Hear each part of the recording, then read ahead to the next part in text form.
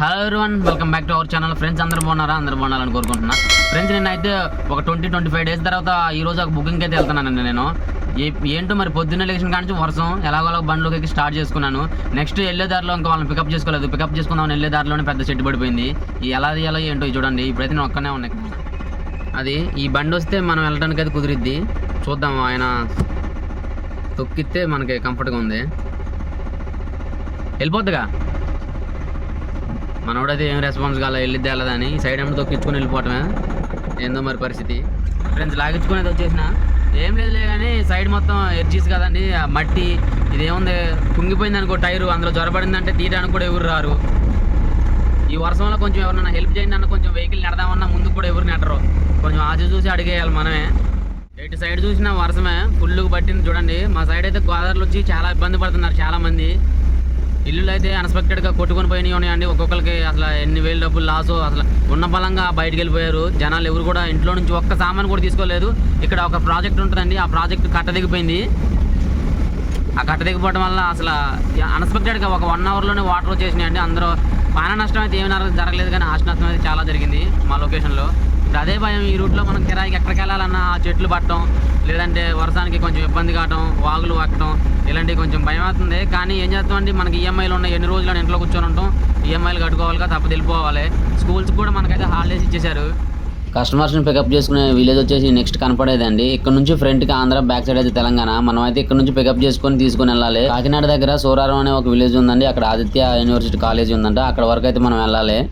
ఆంధ్రాలో వచ్చేసి border tax ఆఫీసులు అయితే ఎత్తేసారు, కానీ బోర్డర్ ట్యాక్స్ ఖచ్చితంగా కట్టుకొని వెళ్ళాలి మనం.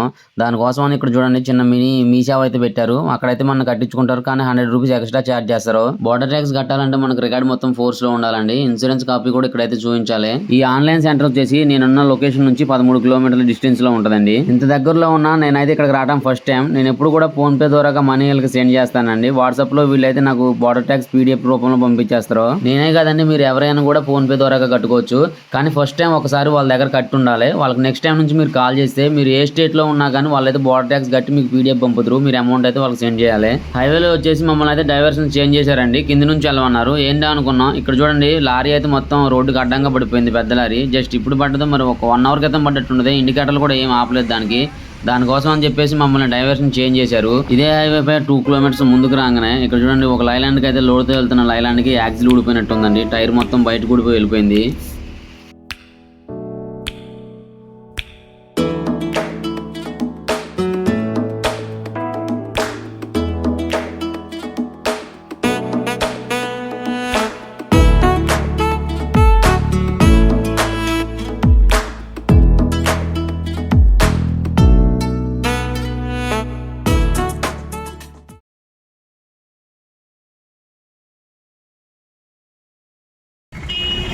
చాయ్ కోసం అయితే ఆపినాం. జస్ట్ మన వెహికల్లో వచ్చింది జస్ట్ 4 నెంబర్సే. 5 అన్నారు కానీ అందులో కూడా ఒకళ్ళు హ్యాండ్ ఇచ్చారు. జంక్షన్ అయితే దిగినాం. ఇక్కడ నుంచి ఇంకా 20 కిలోమీటర్స్ ఉంటుంది. మేము వెళ్ళేది సూరవరం అండి, కాలేజీ ఆదిత్య కాలేజీ కాడికి. వీళ్ళని అడ్మిషన్ చేసి రావాలంట.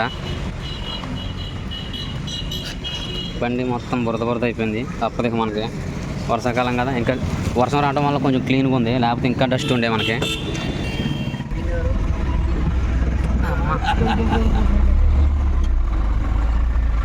ఘాటీ రోడ్డు కూడా ఎట్లుండదు.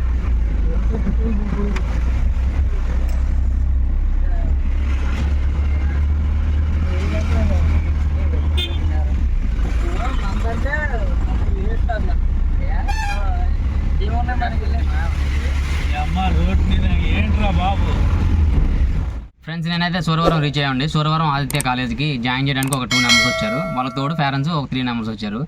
వాళ్ళైతే వెళ్ళారండి. నెక్స్ట్ వాళ్ళు బయటకు వచ్చిన తర్వాత ఇక్కడ నుంచి మనకి కాకినాడ వచ్చేసి 30 కిలోమీటర్స్ ఉందన్నారు, చూడటానికి వెళ్దామన్నారు. 30-60 అవుతుంది కాబట్టి ఒకవేళ టైం ఉంటే తీసుకెళ్తా. వాళ్ళని అయితే డీజిల్కి ఎక్స్ట్రా ఛార్జ్ చేస్తాం, ఆ డీజిల్కి ఎక్స్ట్రా డబ్బులు అడుగుతాం. నెక్స్ట్ మనకి ఇప్పుడు ఎర్లీ మార్నింగ్ నేను అసలు ఏం టిఫిన్ చేయకుండా బయలుదేరా. వీళ్ళు కూడా ఏం టిఫిన్ చేయలేదు అంట. మరి చేశారు లేదా మనకైతే తెలియదు, కానీ ఇప్పుడు ఆకలింది. చుట్టుపక్కల చూసుకుంటే అసలు ఎక్కడా షాప్ లేదు. ఇది మొత్తం వెహికల్ పార్కింగే. ఇక్కడ బస్సులు ఓన్లీ వాళ్ళ బస్సులే లోనికి వెళ్తున్నాయి. మొన్న అయితే బయట పెట్టారు. ఏ కార్ అయినా ఎంత డబ్బులు అయినా లోనికి వచ్చి ఉండాల్సిందే. చూడండి మొత్తం తోటనట్టు ఉంది ఇది. మరి వేప తోట ఇంకేంటంటే ఉన్నాయి. బాగుంది, లొకేషన్ బాగుంది. మరి కాలేజీ ఎలా ఉంటుందో, ఆదిత్య కాలేజ్ అంటే ఇది.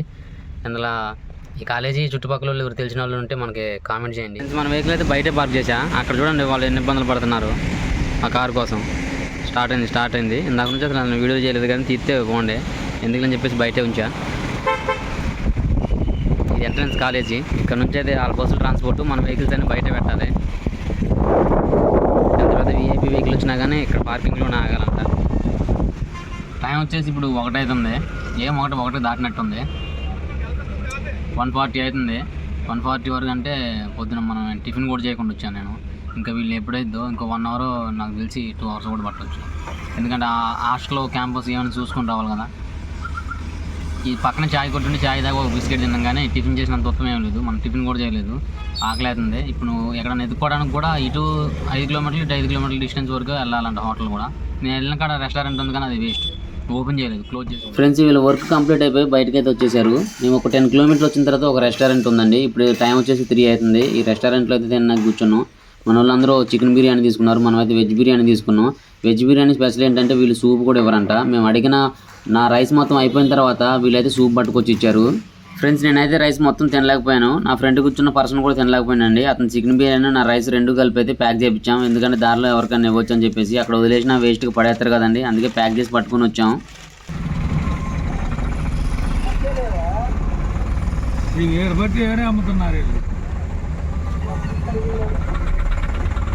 చేపలంటే వాళ్ళకి విలువ లేదు, చేపలంటే విలువ లేదు వాళ్ళకి. అయినా చూడ కాలంలో కూడా బలికి పడుతున్నాయి, మనం ఎదిగినా దొరకవు మన సైడు.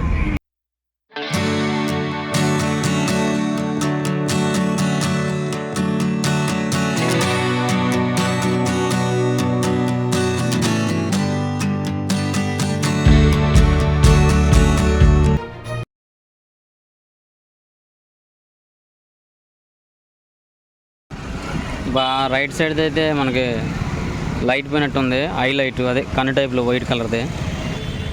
అందుకే ఏంటో చీకటిగా ఉంది అనుకున్నా డిమ్ముగా. ఆ లైటింగ్ మళ్ళీ కలెక్షన్ ఇవ్వాలి, ఏం లేదు వైరింగ్, జస్ట్ వైరింగ్ పోయి ఉంటుంది, లేదా లైట్ పోయినా మళ్ళీ వేసుకోవచ్చు. అది ఎంతో కాదు, 70 రూపాయలు ఉంటుంది. ఇదైతే వచ్చేస్తుంది చూడండి. లైటింగ్ కూడా అడ్జస్ట్మెంట్ చాలా రోజులు అవుతుంది. మనం వీటితోని 1 నెల వరకు కూడా అసలు వీటిని ఆన్ చేయలేదు. ఇప్పుడు ఆన్ చేసేటానికి మొత్తం తేలిపోతుంది.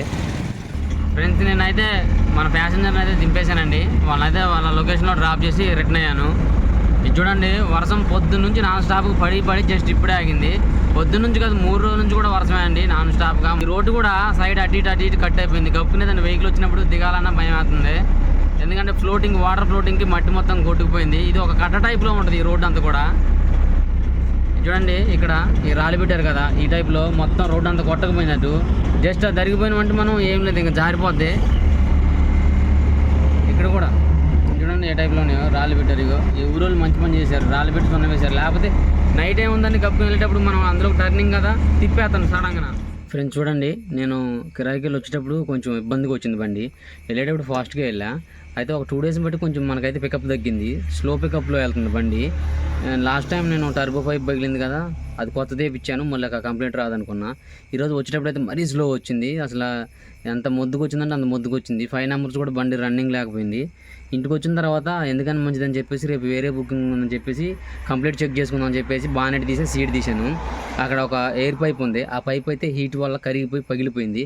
అక్కడ దానివల్ల ఈ కంప్లీట్ వచ్చింది నాకు తెలిసేసి. పికప్ తగ్గిపోయింది చాలా.